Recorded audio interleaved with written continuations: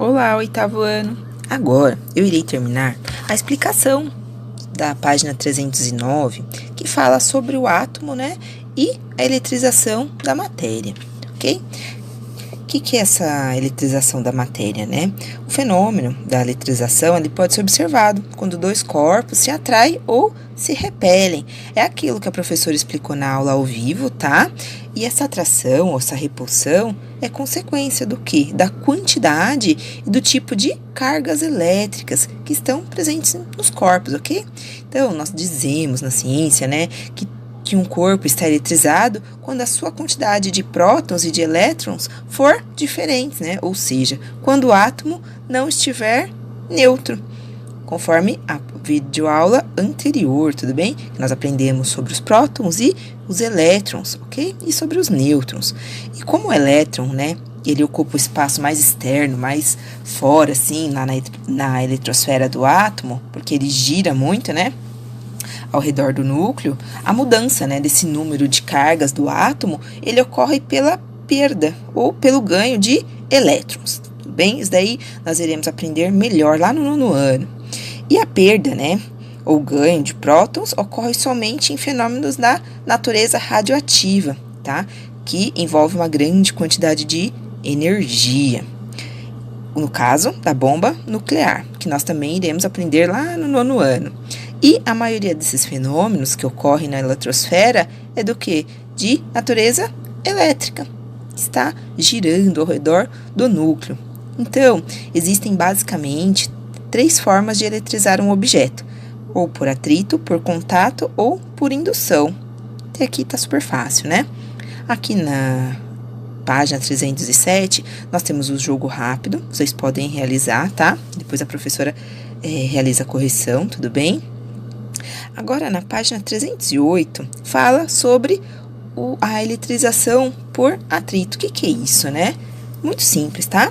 É quando dois corpos nêutrons, formados por materiais diferentes, eles são atritados entre si e pode ocorrer essa transferência de elétrons, que é a parte negativa, ok? E o corpo que recebeu esses elétrons, ele ficará o quê? Carregado negativamente, né? Com mais elétrons do que prótons. E o corpo que perdeu o elétron, ele fica mais carregado positivamente, tá? E nesse processo de eletrização por atrito, todas as cargas cedidas por um corpo serão recebidas pelo outro corpo. Aí ambos ficam eletrizados com cargas opostas, tudo bem?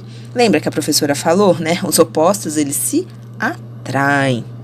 Então, se nós atritarmos, né, uma barra de vidro com um pano de lã, os elétrons são transferidos do vidro para a lã, ok? E, consequência, né, a barra de vidro, ela adquire carga elétrica positiva, porque ela perde elétrons, e o pano da lã, ela adquire carga elétrica negativa, porque ela recebe esses elétrons. Aí aqui, ó, tem a ilustração, né, desse mecanismo de eletrização por atrito e por indução. Mostra, né, a parte positiva, a negativa do vidro, da lã, atritou, aí depois, tá vendo a diferença? Aqui do vidro, antes, né, e o depois que ele atritou, ok? Aí, quando o material ele for atritado, for isolante, né, a eletrização ela será mais intensa, pois esses elétrons permanecerão na região em que eles foram atritados. E se o material ele for condutor, ele conduzir, no caso, aí a eletrização ela será anulada rapidamente, tá? Isso ocorre porque as cargas elas tendem a se reorganizar rapidamente do material condutor e voltar para neutralidade, ok? Aí, no finalzinho aqui, fala, os cientistas, por meio de vários experimentos, elaboram uma lista, né, que ajuda a identificar se os materiais ficaram positivos ou negativos após essa eletrização por atrito. Nós temos uma lista, tá? E é chamada de série triboelétrica. Ela organiza os materiais de acordo com a sua tendência de perder ou de ganhar elétrons, quando interagem uns com os outros. Aqui, no caso, tá? Interagiu, ok? Aqui na próxima página, 309, fala dessa lista, né? Tem a série triboelétrica. Tem a parte positiva, né, e a parte negativa. Quais são os materiais aqui, né? Fala sobre usados para determinar o material que adquire carga positiva e que adquire carga negativa nesse processo de eletrização. Quais são os materiais, né? Pele humana seca, o couro, pele de coelho, vidro, cabelo humano, fibra sintética, lã, chumbo. E vai até aqui o final, vocês podem dar uma olhada depois melhor, tá? E por meio do atrito de dois materiais presentes na tabela, é possível predizer o que adquirirá carga positiva ou negativa. Por quê? Se o material eletrizado estiver na parte de cima da tabela, significa que ele perderá elétron e ficará carregado positivamente, ok? E se o material estiver na parte de baixo da tabela, significa que ele receberá esses elétrons e ficará o quê? Carregado negativamente. Um exemplo, se nós atritarmos, né, o vidro com a lã, o vidro perderá elétrons, tá vendo? O vidro tá aqui na parte de cima, ok? E perderá, né, esses elétrons e ficará carregado positivamente. A lã, por sua vez, né, ela fica o quê?